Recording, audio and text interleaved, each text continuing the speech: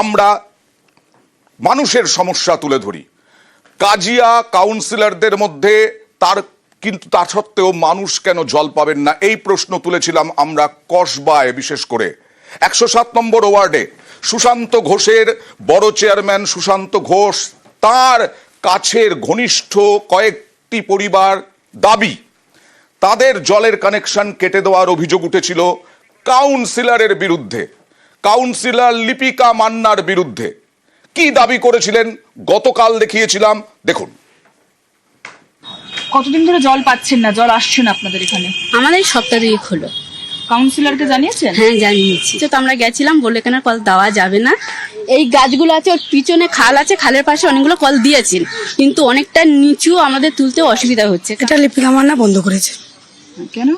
কেন এখানের লোক ওনার হয়ে যায় না, তার কারণে উনি এই রাগে পড়ে এই কলটা এত বছর পরে এই বন্ধ করলো। কলটা কল নেই তো জল থাকবে কি করে? কাউন্সিলরকে বলেননি যে আপনাদের সমস্যার কথা? বলেছি, আমাদের কোনো সমস্যার কথা শুনেননি, বলে যে কল থাকবে না, এবারে ওপারে কল দিয়ে দিয়েছি, এপারে কল থাকবে না। আর আমাদের খবরের জেরে সাত সকালেই লিপিকা মান্না গেলেন এবং সকালে বললেন মেয়রের সঙ্গে কথা হয়েছে, মেয়র নির্দেশ দিয়েছেন, মেয়রের নির্দেশে এবার কল বসানোর কাজ শুরু। মেয়রের নির্দেশে এই 107 নম্বর ওয়ার্ডে যে জায়গায় কলের লাইন কাটা হয়েছিল, মেয়রের নির্দেশে তড়িঘড়ি কসবার রাজডাঙ্গায় সেই জায়গায় কল বসলো। দেখুন, কাজ হচ্ছে, কল বসানোর কাজ হচ্ছে বিভিন্ন জায়গায়। খবরের জেরে সরাসরি চলে যাব প্রতিনিধি সুস্মিতার কাছে। সুস্মিতা, কটা কল বসানো হচ্ছে, জল কবে থেকে পাবেন?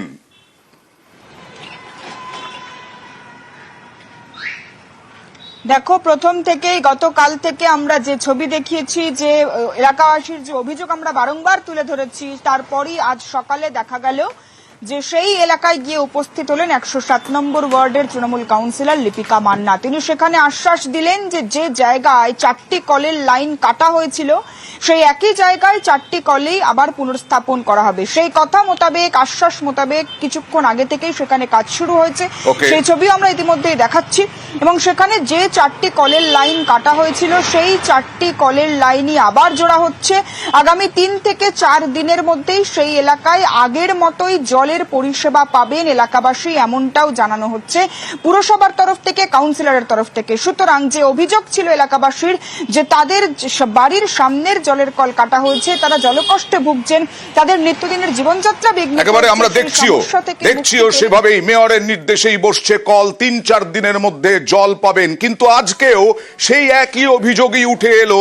আর এই কল বসানোর পরে সাধারণ মানুষের কি বক্তব্য সেটা একবার দেখাবো। কল বসানো খবরের জেরে সেইটা একবার দেখাবো। তবে তার আগে আপনাদের বলি যে আজকেও উঠে এলো ওই অভিযোগ, যে অভিযোগ গতকালও করেছিলেন স্থানীয় বাসিন্দারা। বড় চেয়ারম্যান সুশান্ত ঘোষের ঘনিষ্ঠ হওয়াতে, অনুগামী হওয়াতেই নাকি লিপিকা মান্না কাউন্সিলর তিনি জলের লাইন কেটে দিয়েছিলেন, 4টি কলের লাইন কেটে দিয়েছিলেন। আরো একবার সুস্মিতার কাছে যাব, তারপরে আমি রিয়াকশন নেব সাধারণ মানুষের। আজকেও উঠে এলো সেই অভিযোগ, একই অভিযোগ করছেন সাধারণ মানুষ। কিসের ভিত্তিতে?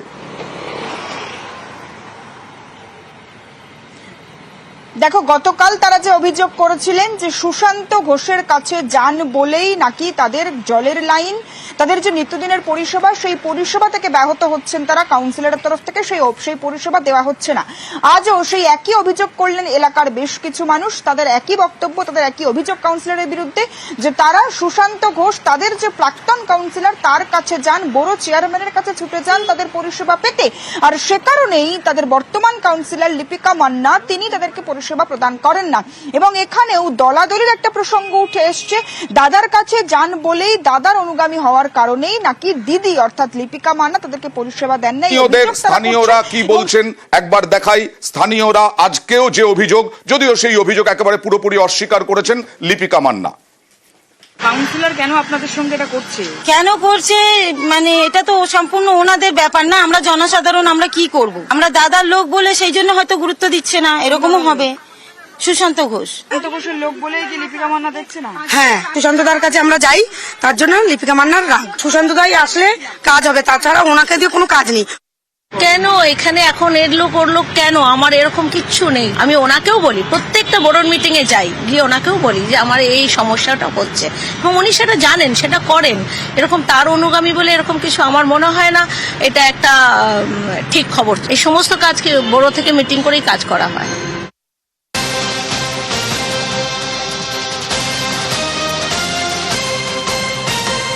3-4 দিনের মধ্যে জলের সমস্যা মিটতে চলেছে। এই এলাকায় 4টি কল বসানোর কাজ শুরু হয়েছে, কিন্তু নতুন একটা অভিযোগ নিকাশি।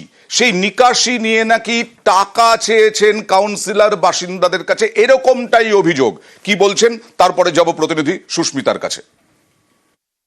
এই রাখা জল টল সব ওই গলির মধ্যে ঢুকে এক হাঁটু হয়ে যায়। আমাদের ঘরে জল ঢোকে, ও পাশেও জল ঢোকে। 5 দিন বাদে তবে জল শুকোয়, শিরশির করে যায়। ড্রেনের কথা বলেননি কাউন্সিলরকে? হ্যাঁ বলেছি, সে বলেছে এই রাস্তা খুলতে হবে, পাইপ তোমাদের দিতে হবে। ও মা কত টাকা লাগবে? বলে 15,000 টাকা লাগবে পাইপ কিনতে, তোমাদের এই পাইপের টাকা দিতে হবে। আমি অত টাকা কোথায় পাবো?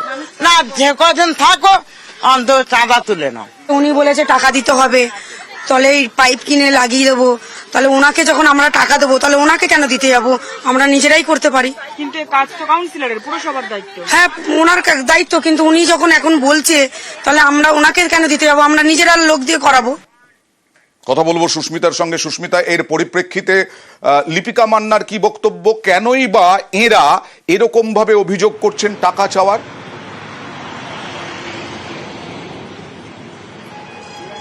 দেখো, লিপিকা মান্না সরাসরি এই যে অভিযোগগুলি তার বিরুদ্ধে উঠছে, একদিকে যেমন পানীয় জলের সমস্যার অভিযোগ, অন্যদিকে নিকাশি ব্যবস্থা পুনর্গঠনের জন্য বা নিকাশি ব্যবস্থা তৈরির জন্য কাউন্সিলরের দ্বারস্থ হলে কাউন্সিলরের তরফ থেকে টাকা চাওয়ার যে অভিযোগ তোলা হচ্ছে এলাকাবাসীর তরফ থেকে, সেই সমস্ত অভিযোগ উড়িয়ে দিয়ে একেবারেই লিপিকা মান্না তিনি স্পষ্টত এটি চক্রান্তের অভিযোগ তুলছেন এবং কোনো এক কারণে রাজনৈতিক হিংসা চরিতার্থ করার জন্যই নাকি এই চক্রান্ত করা হচ্ছে, এমনটা স্পষ্ট বক্তব্য লিপিকা মান্নার। অপরদিকে যারা এলাকাবাসী তারা গতকাল থেকে অভিযোগ করছেন পানীয় জলের সমস্যা, নিকাশি ব্যবস্থার সমস্যা, তাদের স্পষ্ট বক্তব্য লিপিকা মান্নার কাছে গেলে তারা কথা শোনেন না। লিপিকা মান্না কাউন্সিলর পাশে থাকেন না, লিপিকা পুরোপুরি এই টাকা চাওয়ার বিষয়টি অস্বীকার করছেন। দেখুন, বাড়ির মধ্যে একদম কর্নারে সরু গলি, সেখানে যে ড্রেনটা, ওই ড্রেনটা যখন বার করতে হবে, কোনো বাড়ির তলা থেকে কোনো বাড়ির থেকে ঘুরে ঘুরে করতে, আমি বলেছি একটু অপেক্ষা কর, আর যদি তোদের খুব তাড়াতাড়ি থাকে তাহলে তোরা একটু ব্যবস্থা করে। এতো একটা না আমি কেন টাকা চাইবো? এটা কোনো কথা হলো? আমি কাজ করি, তো কর্পোরেশন কাজ করে, আমি কোনোদিন বাইরের লোককে দিয়ে কোথাও কাজ করাই। আপনার কথাই বলছে যে আপনি নাকি নিজে মুখে বলেছেন আমি 15,000 টাকা নিয়ে কি করবো? একদম বাজে কথা, ভিত্তিহীন কথা। আমি টাকা কেন? ওদেরকেই বলেছি তোরা যদি তাড়াহুড়ো করিস তোর ওখানে একটা পাইপ ঢেলে দে, কিন্তু সেটা আমি বলিনি যে টাকা আমাকে দে। একদম মিথ্যে কথা এটা। একদম মিথ্যে কথা, মিথ্যে অভিযোগ দাবি লিপিকা মান্নার। আর আরো একবার আপনাদের জানাই, আমরা গতকাল খবর করেছিলাম, তার জেরে আজকে লিপিকা মান্না গেলেন, কাউন্সিলর গেলেন ওই এলাকায়, এবং যেখানে অভিযোগ ছিল যে জলের লাইন কাটা হয়েছে, কারণ ওখানে যারা বাস করেন কয়েকটি পরিবার নাকি সুশান্ত ঘোষ বড় চেয়ারম্যানের ঘনিষ্ঠ, আর তাই জলের লাইন কেটে দিয়েছেন। যদিও অভিযোগ অস্বীকার করেছেন লিপিকা মান্না। আজকে সকালেই তিনি গিয়েছিলেন পরিদর্শনে এবং সমস্যার সমাধানের আশ্বাস দিয়েছেন, কারণ মেয়রের সঙ্গে কথা বলেছেন, মেয়র নির্দেশ দিয়েছেন।